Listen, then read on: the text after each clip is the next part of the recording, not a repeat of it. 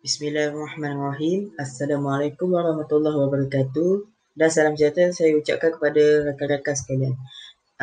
Pertama sekali saya ingin mengucapkan terima kasih kepada Cik Atira Najwa kerana memberikan saya peluang untuk membentangkan pembintangan saya pada petang ini. Baiklah, pertama sekali nama saya adalah Muhammad Khalish Daniel bin Muhammad Husain bernombor matrik E2020273007. Dan tajuk yang saya akan bentangkan pada hari ini adalah kata ganda. Baiklah, seterusnya kita pergi kepada maksud kata ganda. Apa itu kata ganda? Kata ganda adalah kata yang terbentuk melalui proses penggandaan.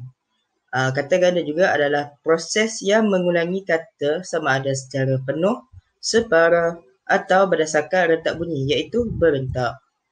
Baiklah, seterusnya kita pergi kepada jenis kata ganda. Kata ganda ada 3 jenis. Yang pertama adalah kata ganda penuh, yang kedua adalah kata ganda separa, dan yang ketiga adalah kata ganda berentak. Baiklah, seterusnya kita pergi kepada yang pertama, iaitu kata ganda penuh. Apa itu kata ganda penuh? Kata ganda penuh merupakan penggandaan penuh kata tunggal atau kata berimbuhan tanpa perubahan bentuk. Maksudnya di sini, kata ganda penuh ni kata itu digandakan secara penuh tanpa perubahan bentuk.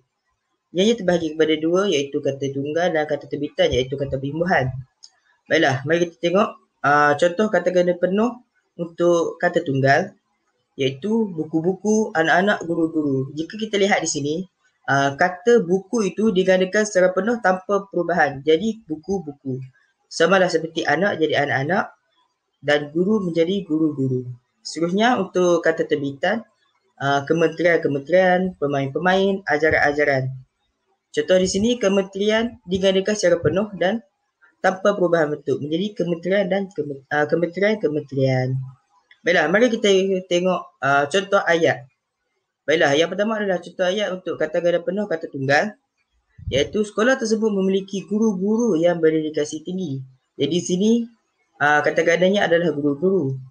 Seterusnya, contoh seterusnya, jurulatih tersebut memberikan sedikit tips kepada pemain-pemain itu sebelum memulakan permainan. Jadi kata ganda di sini adalah kata ganda untuk kata terbitan, iaitu pemain-pemain. Baiklah, itu sahaja untuk kata ganda penuh. Seterusnya, kita pergi kepada kata ganda separa. Apa itu kata ganda separa? Kata ganda separa ini merupakan penggandaan sebahagian kata tunggal atau kata berimbuhan. Baiklah, maksudnya di sini kata yang tersebut digandakan hanya sebahagian sahaja. Baiklah, kita tengok contoh. Yang pertama adalah contoh untuk kata tunggal. Contohnya adalah pohon, lelaki, jejari. Mari kita tengok contoh ayat. Contoh ayat untuk kata tunggal ni adalah ini contohnya, terdapat beberapa orang lelaki sedang menonton perlawanan bola sepak itu. Jadi kata ganda separa di sini adalah lelaki. Baiklah, kita pergi kepada kata ganda separa untuk kata terbitan pula. Contoh-contohnya adalah pepohonan, kelelakian, sayur-sayuran. Baiklah, mari kita tengok contoh ayat tu lebih faham. Contoh ayat di sini adalah Encik Ramli membeli beberapa sayur-sayuran di pasar.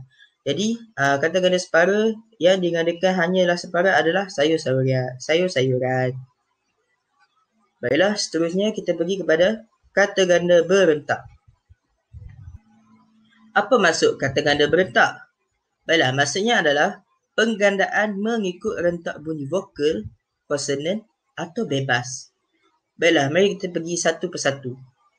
Yang pertama adalah kata ganda berentak dari segi vokal. Pengulangan dari segi vokal kita lihat contoh-contohnya adalah lauk pauk, hina dina, cerai berai. Jika kita lihat di sini contoh-contoh seperti hina dina, vokal yang digandakan adalah vokal A yang di hujung, iaitu hina dina. Hina dan dina. Yang belakangnya A itu diulang. Samalah seperti lauk pauk dan cerai berai. Mari kita tengok contohnya. Baiklah, contoh ayat untuk penggandaan rentak vokal. Pelbagai lauk pauk yang disediakan sempena majlis perkahwinan tersebut. Jadi, di sini kita dapat lihat penggunaan kata ganda berentak dari segi vokal untuk perkataan lauk pauk. Seterusnya kita pergi kepada rentak bunyi konsonan. Contoh-contohnya adalah warna-warni, mandi-manda dan kayu-kayan. Mari kita tengok contoh ayat. Contoh ayatnya adalah ramai pelancong sedang mandi-manda di kawasan air tersebut. Jadi perkataan yang digunakan di sini adalah mandi-manda. Seterusnya yang terakhir kita pergi kepada rentak bunyi bebas. Antara contoh-contohnya adalah ulang-alik, simpang siur dan litar pukang. Jadi mari kita tengok contoh ayatnya. Ahmad berlari litar pukang kerana melihat seekor ular di tepi sungai tersebut.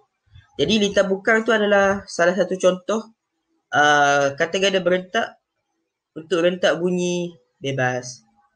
Baiklah, kesimpulannya adalah kata ganda ini terbahagi kepada 3, iaitu penuh, separa dan berentak. Dan kata ganda ini juga penting dalam proses untuk kita membina ayat yang lengkap dan baik. Itu saja daripada saya. Saya mengharapkan pembentangan saya untuk kata ganda kali ini dapat memberi kefahaman yang lebih mendalam dalam aspek kata ganda. Sekian, terima kasih.